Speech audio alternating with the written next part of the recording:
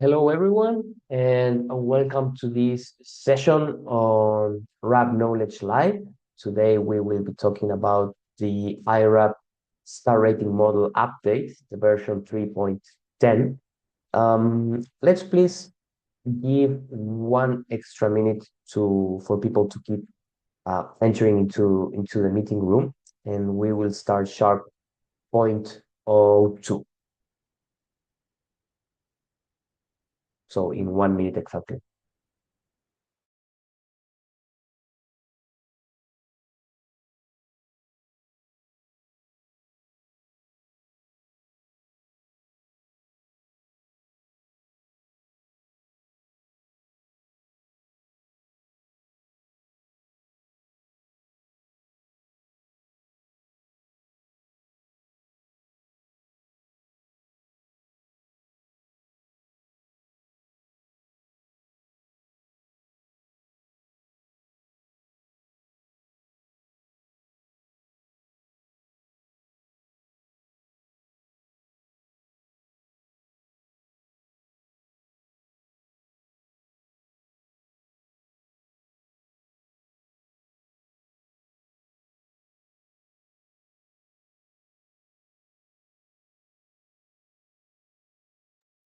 Perfect. So I think we are right on time to start.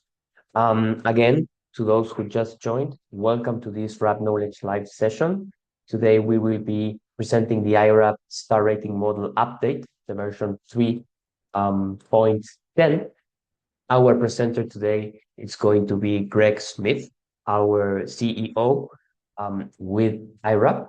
And just to do some housekeeping, as we usually do in these webinars, the webinar the presentation will go for around 45 minutes, and then we will have a Q&A space for around 10 to 15 minutes. The presentation and the recording will be available after the session as well. And as you know, to keep the tidiness of the presentation during the time that our presenter is speaking, you will not be allowed to unmute your mic. So we will appreciate if you can ask your questions through the Q&A box. And after the session finishes, or after the presentation finishes, what we will do is we will have this time for open mic discussion. So what we will ask you there is to raise your hand, and I will personally allocate the microphone usage to each of you have questions. So all of that being said, I would like to officially and formally introduce you to Greg. Greg, I will stop sharing my screen and the floor is all yours. Welcome. Hi, Franco, and hi, everyone. Fantastic to see you all here. Thank you for joining. Fantastic to see so many names that I know. So hi to all the friends I know out there using the iRAP tools. I'm going to start sharing my screen here. So share screen two and put on the presentation mode. And I hope that you can see the slides now. Franco, Yes, perhaps you can. perfectly. Good. Okay, great. So I'll jump right in. So I'm going to be talking about the star rating model update that we're going to be releasing in May, and we call this version 3.10 or 3.10. So I'll refer to that throughout the presentation a few times. So that's what I mean is the new model is 3.10. So the purpose of this session is really to give you a bit of a or some of the rationale about why we're making this update, some of the process that we've been through in making the updates, get more specific about what exactly is going to be changing in 3.10, and give you some guidance about what the next steps are for you as users of Vita.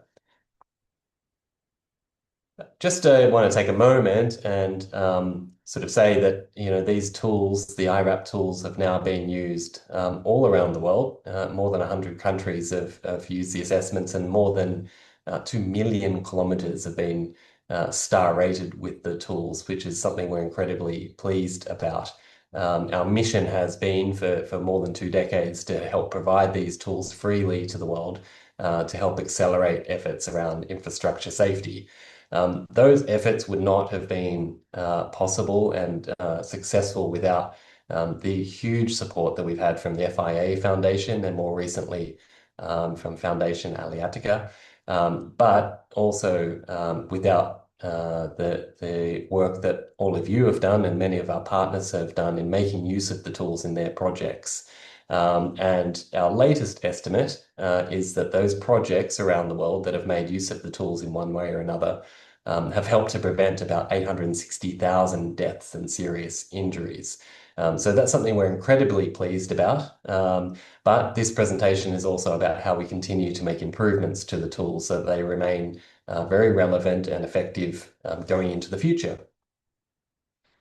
So the objectives of this update that I'm sharing with you today and the update to the model is why we're doing this. One, we want to make sure that the models reflect as much as possible the real world risk that road users face when they're using the roads. We want to make sure that there's very strong consistency in the way that the assessments are being done across the different road user types, and that's something I'll speak a little bit about as the presentation goes on. We want to continue to provide a very good basis for tracking changes over time so that when investments are made in road networks, we can help to measure the safety impact. For the most part, we hope to see, obviously, that those impacts are very positive, but from time to time, they might be negative as well, and our tools are there to help make those evaluations and inform decisions in the future. And also, in doing this, we wanted to very much preserve the star rating approach. The star ratings, the 1, 2, 3, 4, 5-star ratings have become a very powerful communication tool around the world, and making these updates to the model. In making these updates, we wanted to ensure that we didn't compromise in any way the sort of the incredible value there is of that star rating communications. So just so we're all on the same page, what are the star ratings? So they're a way of estimating risk of fatality and serious injury for different road user types. And the 4 different road user types in the iRAP methodology are the vehicle occupants, motorcyclists, bicyclists, and pedestrians. Important to know that that risk is as it relates to an individual. So you imagine an individual vehicle occupant driving along the road. The 1 star for a vehicle occupant relates to that one person driving along the road. But when it comes to a pedestrian, it relates to that one pedestrian crossing the road or walking along the road. What does that one person face? So it's a measure of the individual road user's risk as they go along a road. It's a very data-driven approach. So we focus very much on the road attributes that we can observe through images or through other big data approaches, which makes it very practical and ensures that but also we ensure that the approach is purely a data-driven approach. And so the risk assessment's based on data, but also the interventions are based on data. And also, of course, really importantly, the star ratings represent a standardized measure. So that we can say, okay, a 3-star rating in one country has some sort of relationship to the level of risk to a 3-star rating in another country as well. So that standard approach helps to ensure that a level of independence can be brought to safety assessments as well. So it's something very, I guess when you do the assessments, you know what data you're putting in and you know what results you're going to get. So they're not subjective in any way. Just building on a little bit more and about sort of the analytical process that's used in iRAP assessments. There is at the beginning the focus on the road attributes and their linkages to particular crash types. So the model translates the various different road attributes, whether it's number of lanes or lane width or intersection type, to specific crash types that occur on the road. The model also is in a way your classical risk assessment model, which considers features or factors that influence the likelihood of a crash happening and the severity of a crash when it does happen. So, for instance, road curvature is a factor that influences the likelihood of a vehicle running off the side of the road. The roadside environment influences the severity of a crash once it happens. Putting that data together is where the star rating calculation comes into play. So various different road attributes and their corresponding risk factors or crash modification factors are put together to give a score, and that score is converted into a star rating. So that bit, the sort of the evaluation of the estimating of the severity and likelihood and the star rating is really the focus of this update to the models, and I'll go into a bit more detail about that.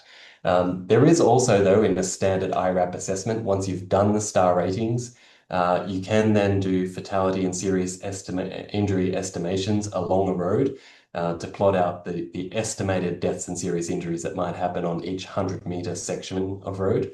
And based on that, you can also do safer roads investment plans, which start to give you an idea of the effect that different safety countermeasures might have in terms of reducing deaths and serious injuries for the different road crash types and give you an economic benefit. So the focus of this update is it's really all about the star rating calculation. The fatality and serious injury estimation and investment plan stages are not changing per se. I'll say more about that.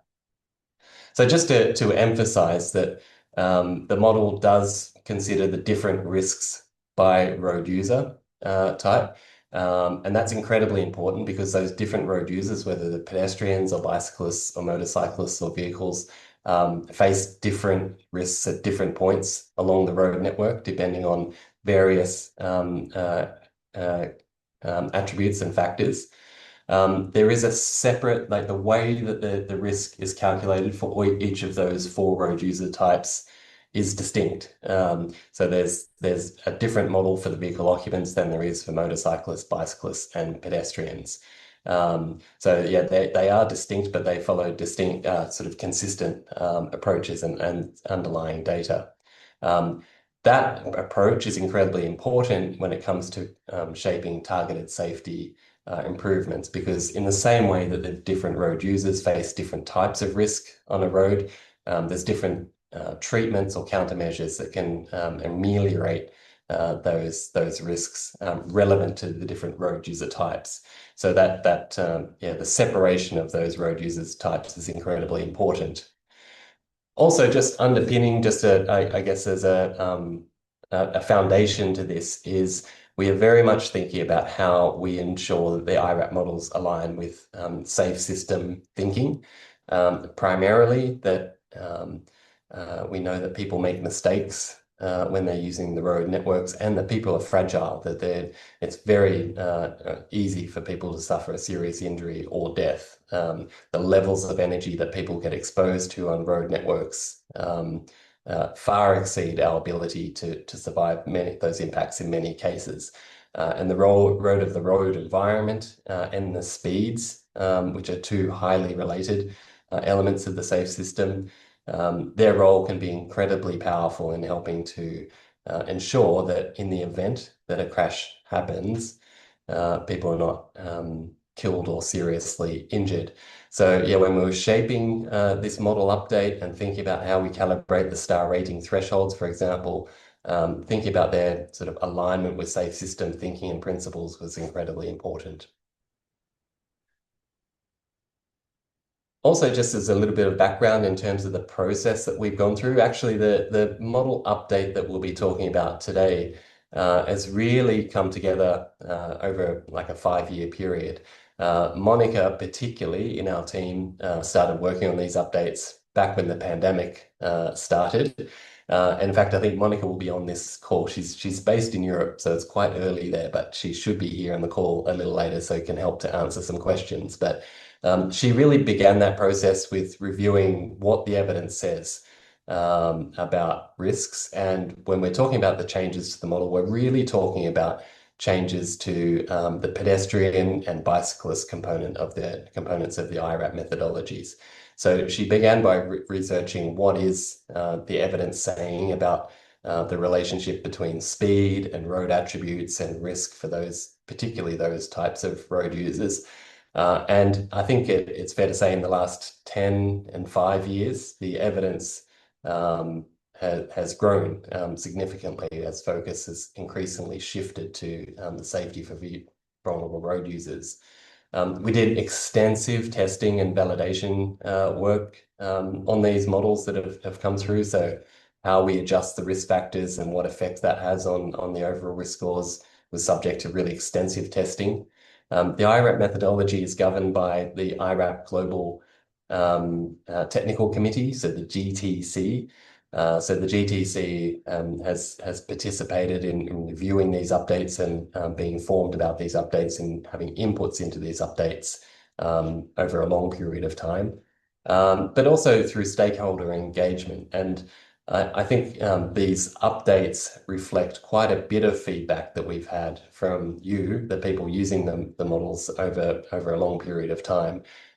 Sort of how the star ratings are looking for bicyclists and how that feels in terms of whether they feel right in terms of matching up to people's experience and the types of interventions that can be used to improve safety, and also around the bicycle space. We particularly had very strong feedback several years ago from the star rating for schools users, as that model focuses particularly on the pedestrian safety. And so the changes that we've made into the model reflect a lot of the feedback that we've had from people using the tools as well. So, as I said, the model updates that we're talking about today mostly focus around pedestrian and bicyclist star rating models. There's a little bit of change for the motorcyclists and a tiny bit for the vehicle occupants. But the focus has really been around the bicyclists and pedestrians. And as I said, that reflects a lot of the feedback we got from road users about the performance of the star rating model for those two road user types. But it also reflects our very sort of strong awareness that these two categories of road users account for a very significant proportion of road deaths around the world. And as we move into what is now the decade for sustainable transport, there's going to be an increasing focus on thinking about ways to shift people into active transport. And so as more and more people are encouraged to walk and cycle, they'll be increasingly important to ensure that safe environments are created to enable that. So the process really started with a speed risk factor review back in 2021. That moved into testing of the new speed factors, some of what we call the external flow factors and star rating bands. We've tested out some of the new along attributes, like the attributes that affect risk as people move along the road, and also then bringing in sort of the factors that affect risk as people try and move across the road at pedestrian crossings or intersections or at other points as well. And you can find sort of some of the findings of that process in that document that you can see on the screen. So if you do a Google search for vehicle speeds and iRAP protocols, you can see a little bit of the thinking about what we found in terms of speed risk in that document. So getting into a bit of the nitty-gritty, probably the most significant change that's happening to the model relates to the speed risk factors. So what you can see on the screen here is a chart that shows the speed along the horizontal axis and the fatality risk factor on the vertical. So 1 means 100% chance of death and 0 means 0% chance of death. And you can see basically there's two colors. The pink lines relate to the pedestrian risk and the green lines relate to the bicyclist risk. The old model, so the version 3.02, so 3.02 is the model that's used in VIDA. Everyone uses it at the moment. Those faint lines are the risk factors, risk scores for speed as they presented in the 3.02 model. The 3.10 is going to use these more smooth S-shaped curves.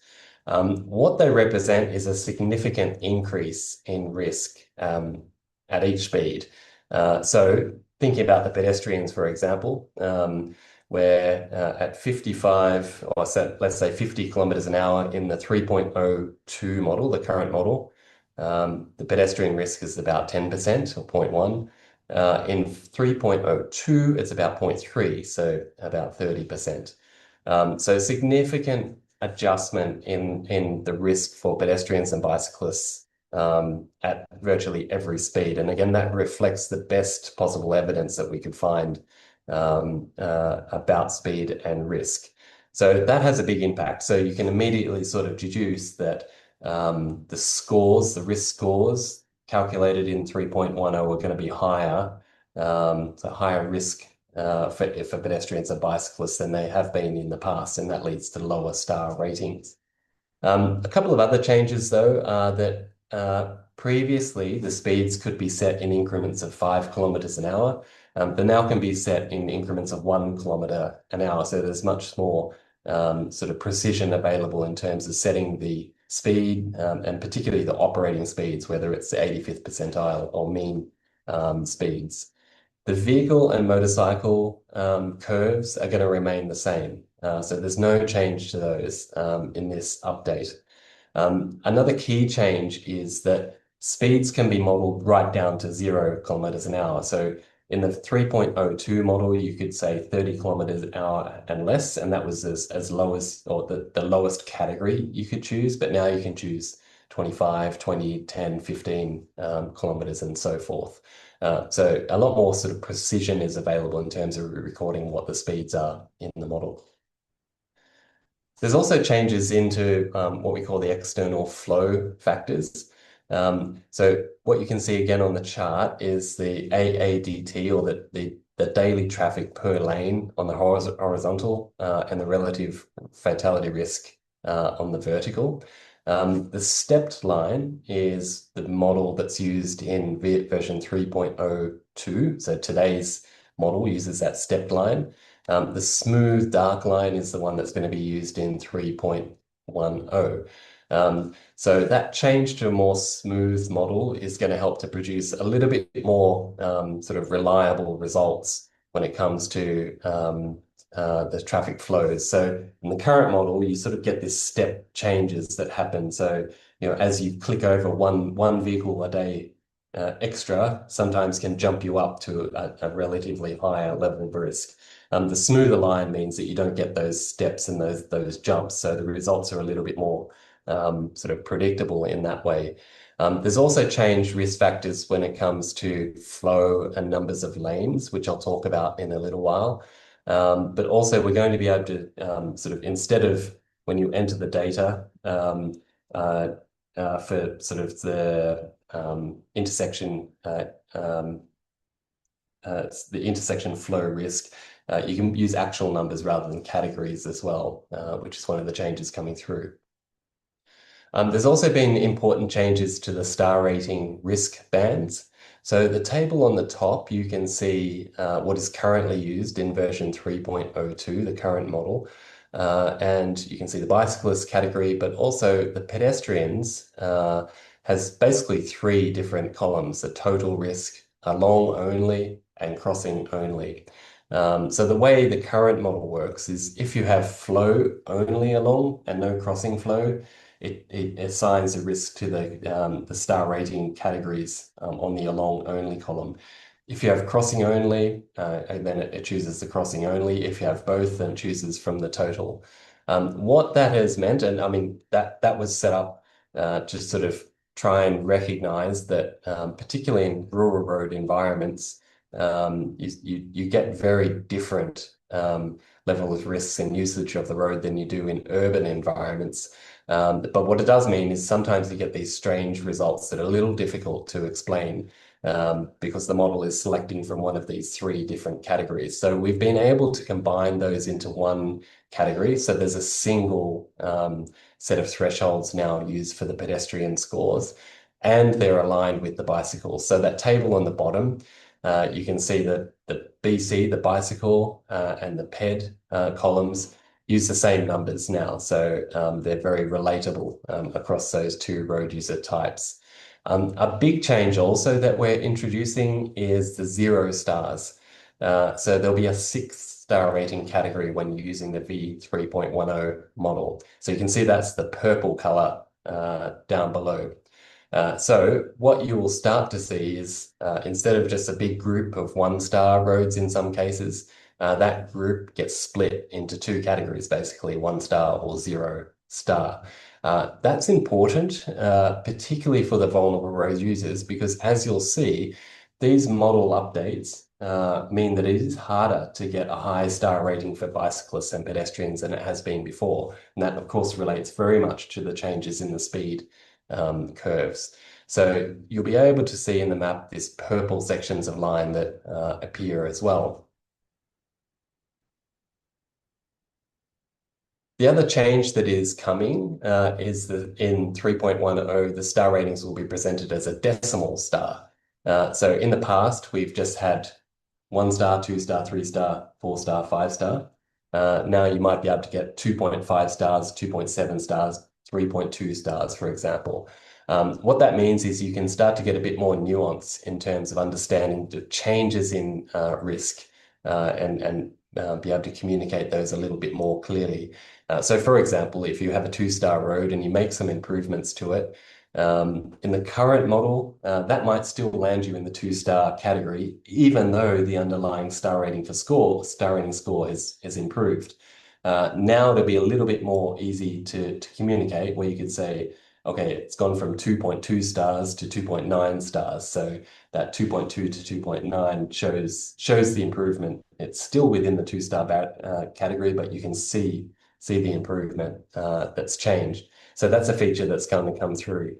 The other benefit of this is then you can start to say, what is the star rating for the entire road network for vehicle occupants? So previously, where you've had to say what percentage is 5 star, 4 star, 3 star, 2 star, 1 star, now you can say, okay, what is the overall star rating? Is it 2.5 or 3.3, 4.4 for the entire road? So it helps to simplify communications a little as well. To go into a bit more detail about some of the things that are coming. So I did say that the majority of the changes coming relate to the pedestrians and bicyclists, and that's true. But there are some things worth noting about the vehicle occupant star rating. So I mentioned earlier, the speeds are now in 1 kilometer increments and 1 mile per hour increments. So not in those 5 kilometer hour increments, so a little bit more precision.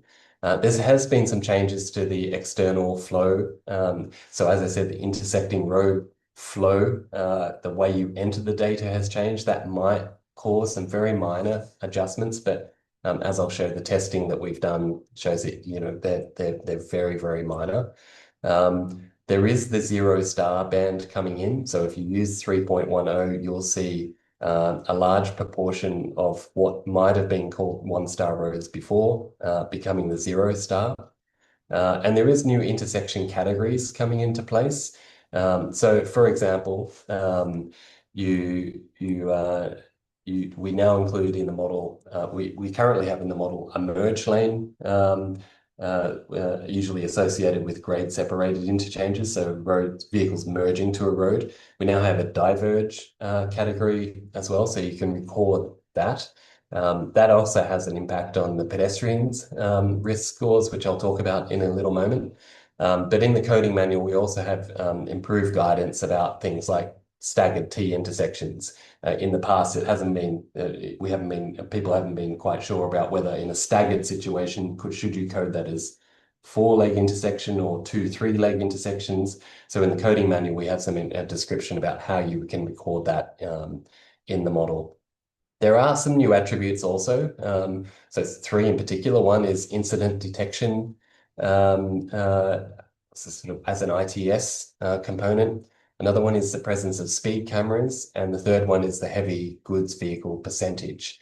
At the moment, for vehicle occupants, those are just sort of attributes that aren't associated with risk factors. So they don't influence the star rating scores for vehicle occupants, but they're important data that can help support additional analysis now, but also in the future, we may be able to associate risk factors with each one of those.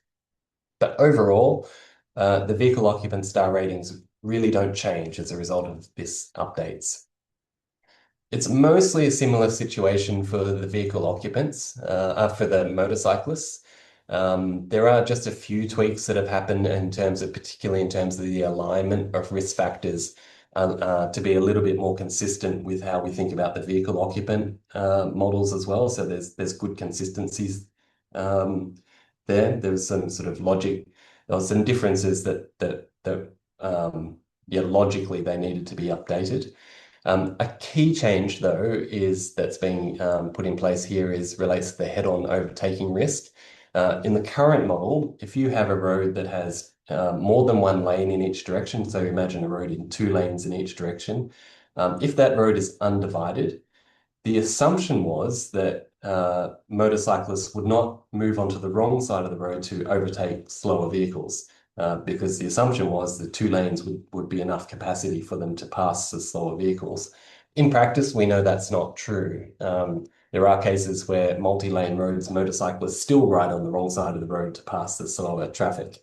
So the new model 3.10 recognizes that, and the head-on overtaking risk factors have been adjusted again to sort of better model the real world situation. But overall, the impacts of this update are not like very large in terms of star rating changes that you'll see in the 3.10 model. So when it comes to the bicyclists, yeah, major impacts. So the star ratings are going to change a lot when you use 3.10. I've already talked about the speed risk factors. There's also changes in terms of how we think about the numbers of lanes for bicyclists. There's the new star rating bands. There's a new bicycle crossing crash type, and also updated risk factors for bicycle facilities, intersections, and crossing. There's also new risk factors relating to motorcycle percentage and heavy goods vehicle percentage. So let me step through a few of these and start with the heavy vehicles. So the heavy vehicles percentage, as I said, it gets recorded now. It doesn't affect the vehicle occupants or motorcyclist scores, but it does affect the bicyclists and pedestrian scores. So as your heavy good vehicle percentage goes up, you're going to see an increase in risk for the bicyclists. When it comes to the number of lanes, what we had before is quite interesting, is that we did consider in the past, if you imagine a bicycle riding along a facility at the side of the road or a paved shoulder, the flow of traffic in the adjacent lane was a factor that is a factor in 3.02 that influences the risk. So as the volume of traffic goes up in that adjacent lane, the risk of a car hitting a bicyclist also goes up. What the current model doesn't recognize is any change in terms of the numbers of lanes. So whether you've got a one lane in each direction or two or three lane in each direction, that function works the same way. In the model update, it changes. So it starts to think about, okay, if you've got 2,000 vehicles in the adjacent lane and 2,000 vehicles in another lane and another parallel lane, and then 2,000 in another, that influence, all that combination and the increase in lanes, it affects the risk for the bicyclists as well. As I said, there's changes in the star rating bands.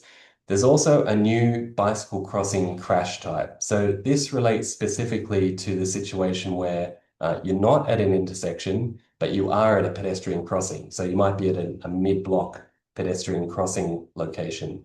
In the current model, there isn't a way to model the risk of the bicyclists when they use that mid-block crossing. You can't record that at the moment. So the new model will reflect that, enable that, reflecting the idea that bicyclists do use pedestrian crossings at mid-block points, and there is some risk associated with that for them.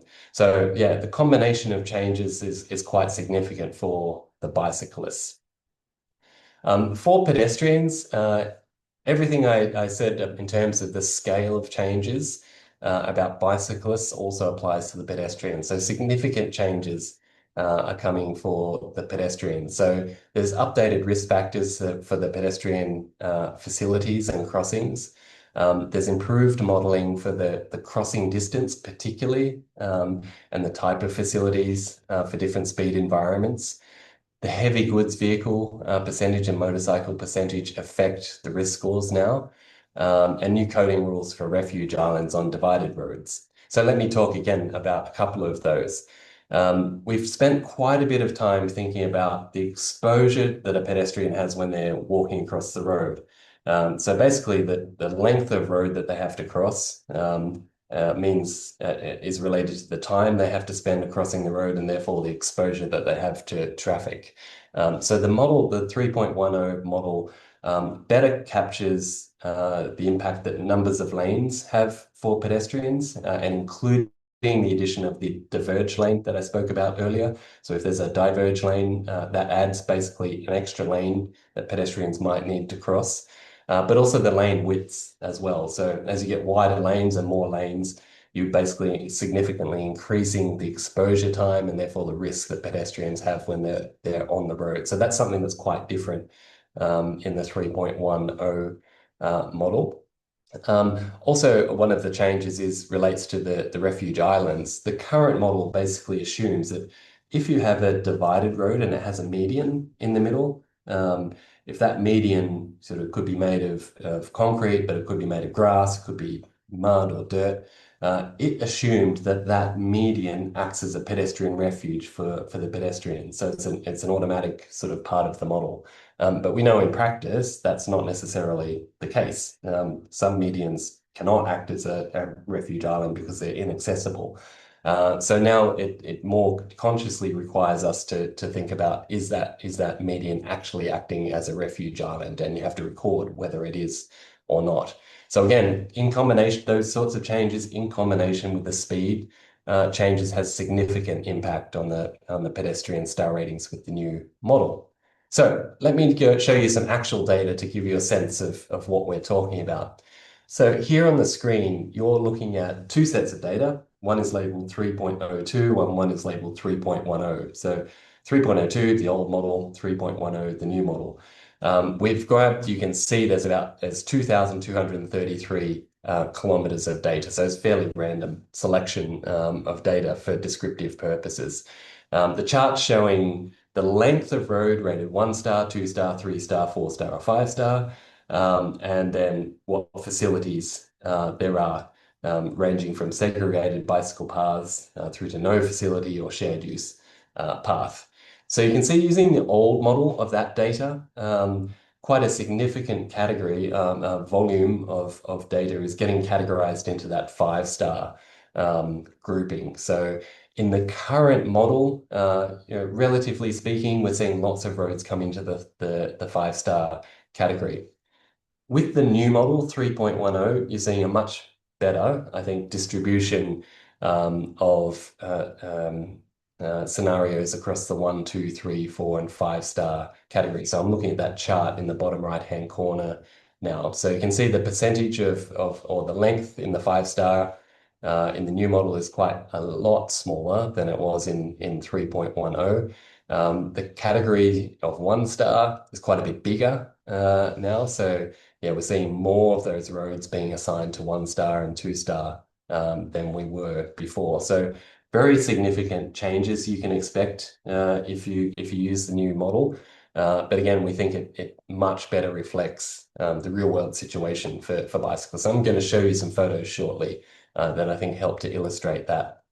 But this is this same data presented in a different way. So in the tables, instead of presenting it by road or by bicycle facility, the vertical is showing by speed limit, so 30 kilometers an hour, 40, 50, and so forth. Again, what you can see in the old model is quite a significant proportion of the roads getting 4 and 5 stars at 90 kilometers an hour. Whereas in the new model, if you jump to that chart on the bottom right-hand side, you can see virtually none of those roads are now being assigned 4 and 5 stars at 90 kilometers an hour. And again, I'll show you a photo or two that I think helps to illustrate that. But again, that chart for the 3.10, we feel like is giving a much better distribution of the risk across the star ratings and versus speed. So again, a better representation of the reality of risk for bicyclists. So here are some examples. I'll step through some pedestrian star ratings and then some bicyclist star ratings. So this is a road with a speed limit of 30 kilometers an hour. In the old model, it's rated 5 stars. In the new model, it's rated 4 stars. The key change is because of that crossing risk that's coming in. The way the new model is managing crossing risk. At the moment, this is a long straight road and pedestrians crossing are not supported by any facility or any traffic calming to ensure that the vehicles are operating at that 30 kilometers an hour. So yeah, still what we would say is a relatively good environment for pedestrians, but 5 stars implies that there's it's not much more to do. Whereas I think for our experience and people using the models have said in fact, this road, there is room for improvement to reduce risk to a fully acceptable level. This is another example where the speed limit is 70 kilometers an hour. In the current model, you're going to get 5 stars for this situation for pedestrians. So they have their own sidewalk walking along the road. In the new model, it goes down to 3 stars.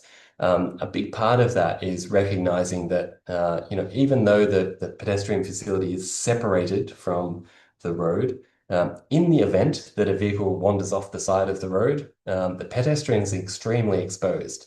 And at a speed that we know that the risk of death or serious injury is incredibly high. And this is where we did think a little bit about balancing the risk thresholds that we see in the model for vehicle occupants against pedestrians and thinking, okay, in the event that a car ran off the side of the road and hit a tree here, at 70 kilometers an hour, we would feel uncomfortable about that. We would say that's fairly high level of risk of serious injury and death. Now let's replace that tree with a pedestrian. What does that look like? So that's part of our thinking about sort of how we moderated the thresholds and adjusted the risk scores here. And again, the way to think about it, I think, is say, if this is 5 star, there's nothing else we can do to improve safety. Whereas 3 stars, I think, is a better reflection of what we could do to ensure that people are really walking around the network in a safe system environment. Very similar situation, but a higher speed, so 80 kilometers an hour here, but the sidewalk is even closer to the side of the road than it was before. So in this case, we're looking at a 2-star segment of road at 80 kilometers an hour for pedestrians.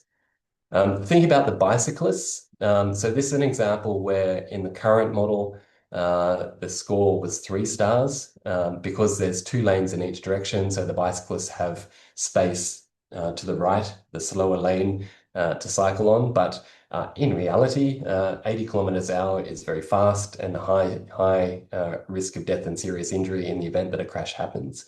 And there's no real facility. There's no facility for bicyclists to ride it along here. So in the new model, this is going to be a 1-star. Oh, sorry, a 0-star. So you can see that purple color coming through. So very significant change there in terms of the bicyclist risk for this sort of road stereotype. Similar situation here, even though the speed is significantly lower at 50 kilometers an hour, still relatively high, very high risk of death and serious injury for bicyclists where there's no facilities, limited sight distance, and a pretty significant curve.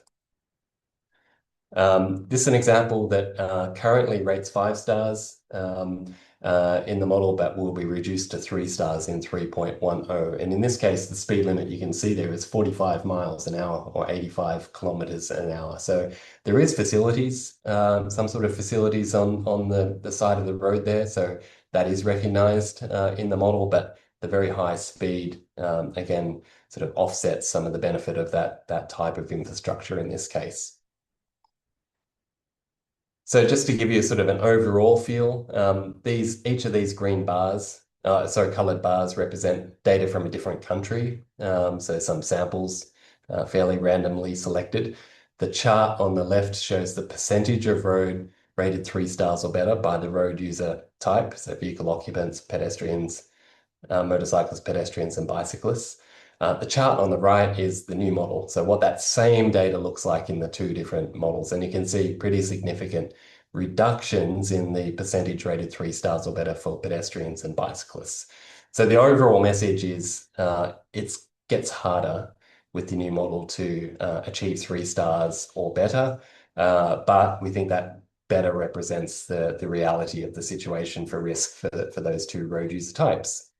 Um, Fatalities and serious injuries, so moving beyond the star ratings, virtually no change in the fatalities and serious injury estimation. So when you're using version 3.10, you calibrate the model, run the model in exactly the same way as you have in the past.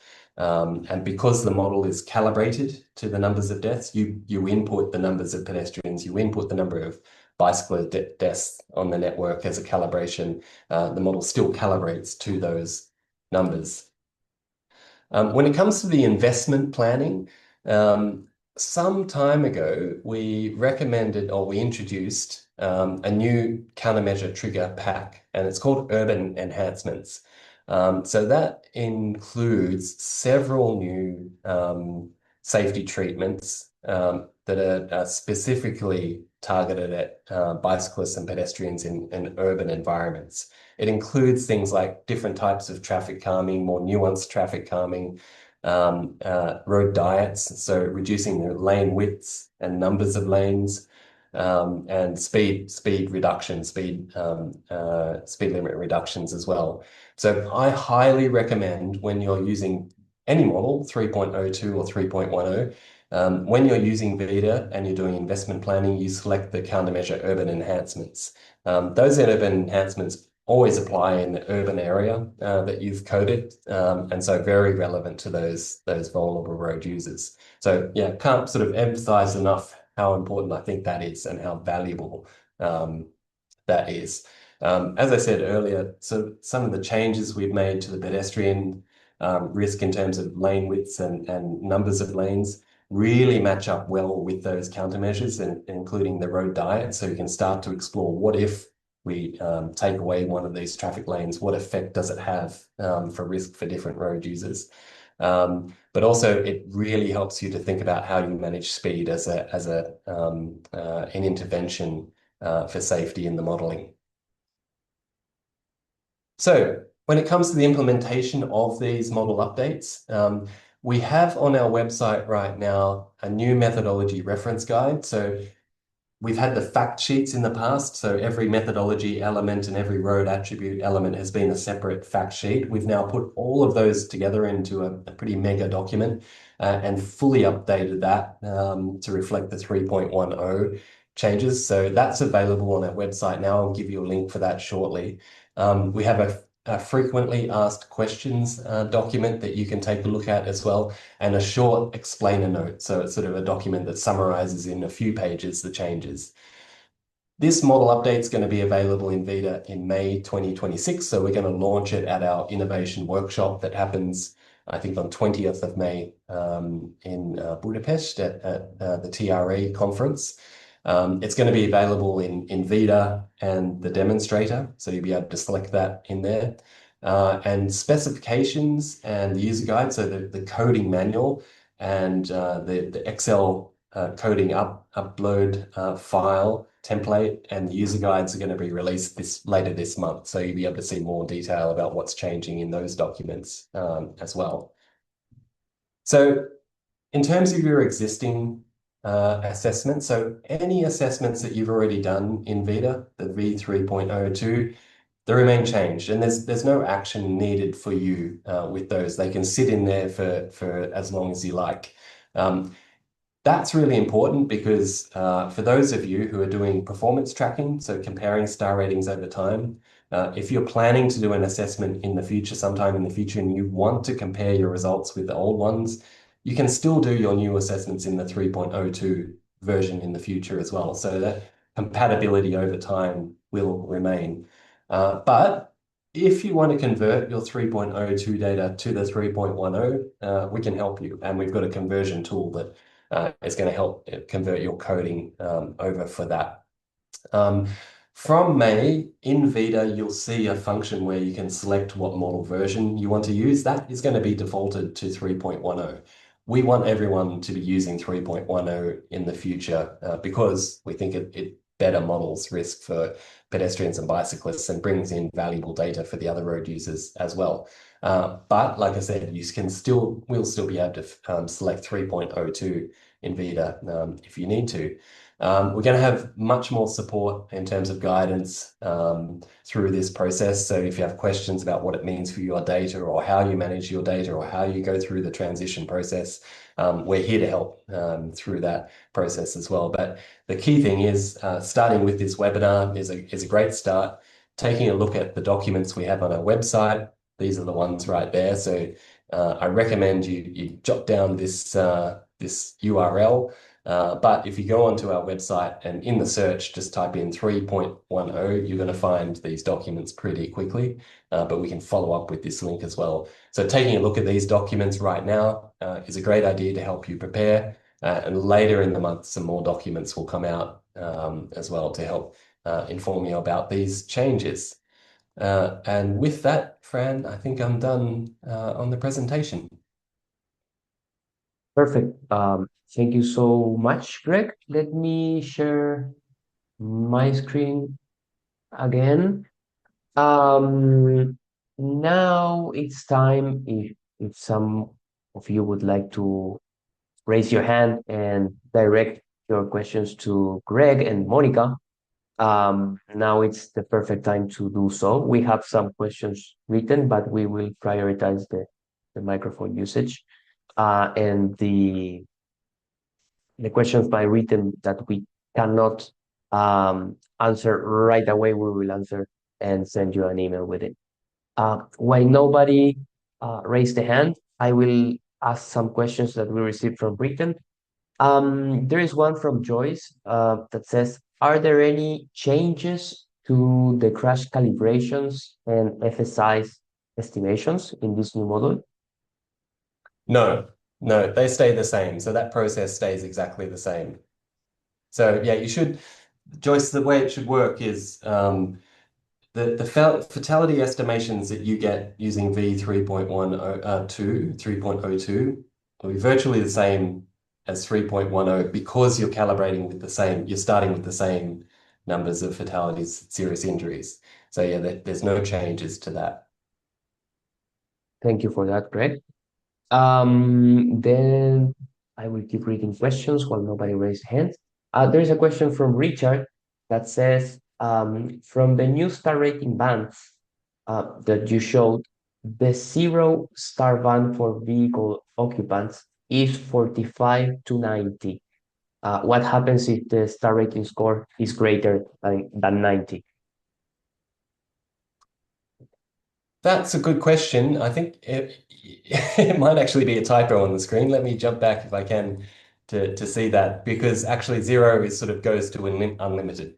I think is the answer to that one. Yeah, I think Monica, that's right, isn't it? I mean, Yeah, yeah, it does say yeah, 45 to 90, certainly. but basically off as high as it can go will be the sort of top of the 0 band. Yes. Because they're multiplicative models, there is a maximum value. So there's a point where the risk can't exceed, like the star rating score can't get that high. But yeah, that if that's what it said on the screen, that might be a typo. Yeah, we might change that to 45 and beyond. Yeah.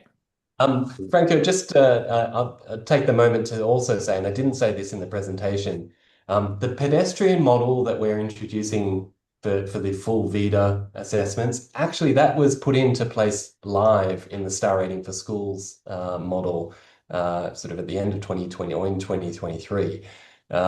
So you can be sort of confident that many users have been using this new pedestrian modeling through the Star Rating for Schools program. So it's very well tested. And part of the reason we brought that in earlier is because the Star Rating for Schools focuses on pedestrians and it focuses in on one location at a time. The users were giving us very clear, very specific feedback about the performance of the model for pedestrians specifically related to children. So they were obviously very sensitive to those results.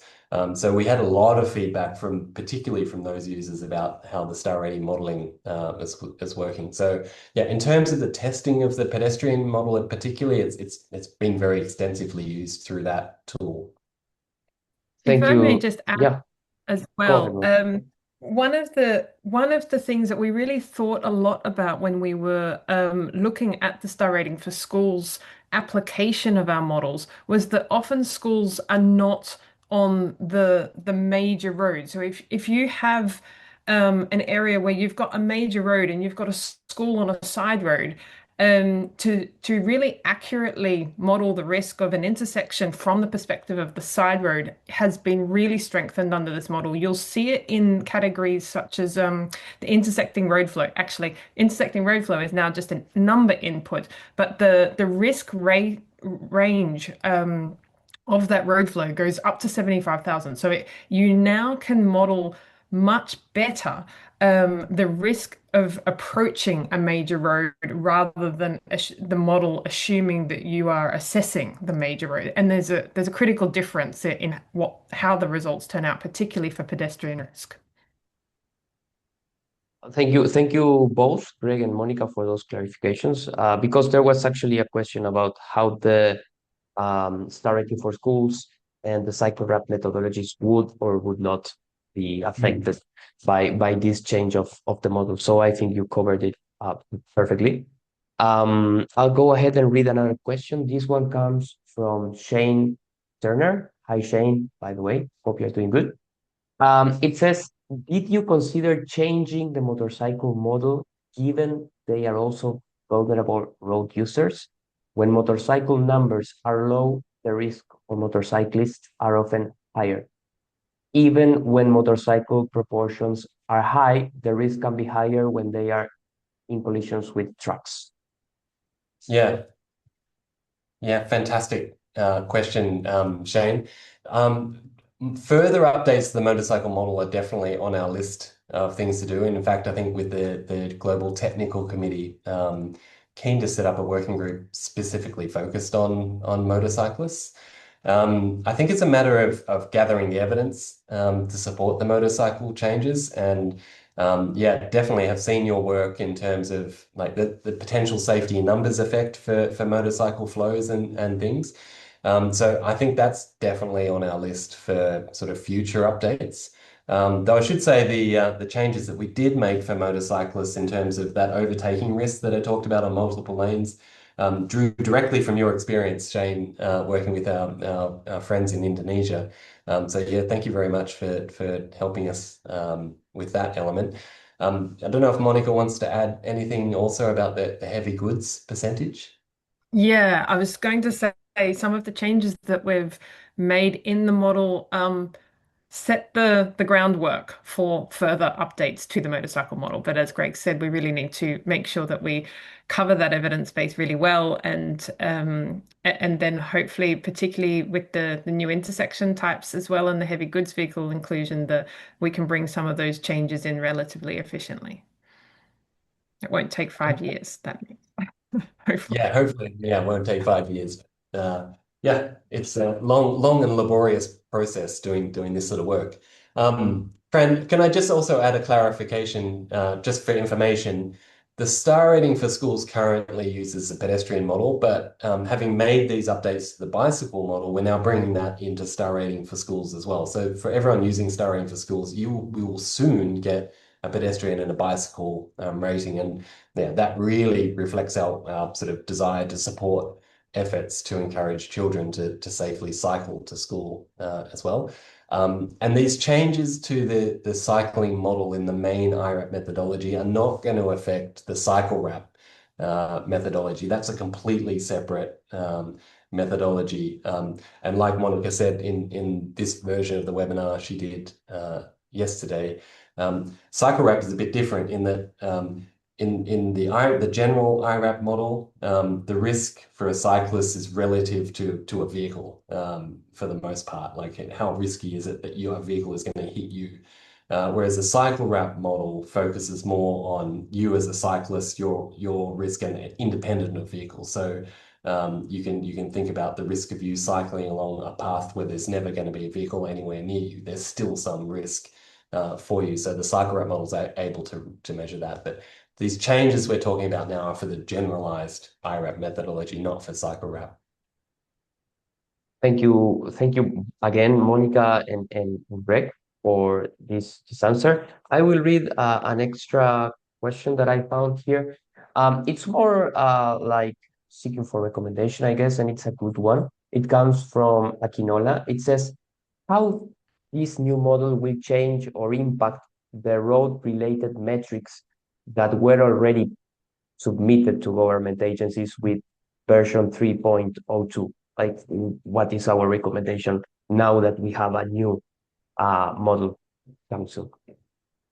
Yeah, this is definitely a tricky question. Whenever you have a methodology change that changes the star rating, it's definitely a communications challenge that you need to carefully work through with your partners. You know, the obvious question is today it was 3 stars and now it's 1 stars. What has changed? So I think we're very happy to help you sort of discuss that with your partners and with governments and with road managers, because it is a sensitive discussion, and in many cases, you know, national strategies have been set with policy targets in place, and suddenly do those policy targets become less achievable than they might have been before? So I think it's really important to carefully work through that process, but understand that the new model is very likely better capturing the true situation when it comes to risk than previous.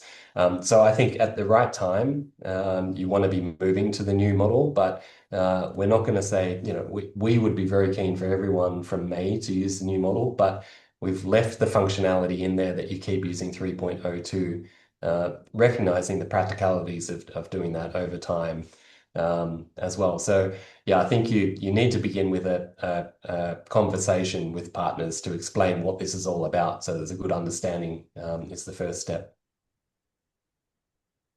Thank you, Greg, for that answer. I don't see any hand raised. I will read one extra question, and for the other questions that we couldn't um, answer live, I will direct those questions to Greg and Monica, and we will be sharing an answer through email with you. The last questions is a question we received today as well, and it is, why the purple color for the zero star band?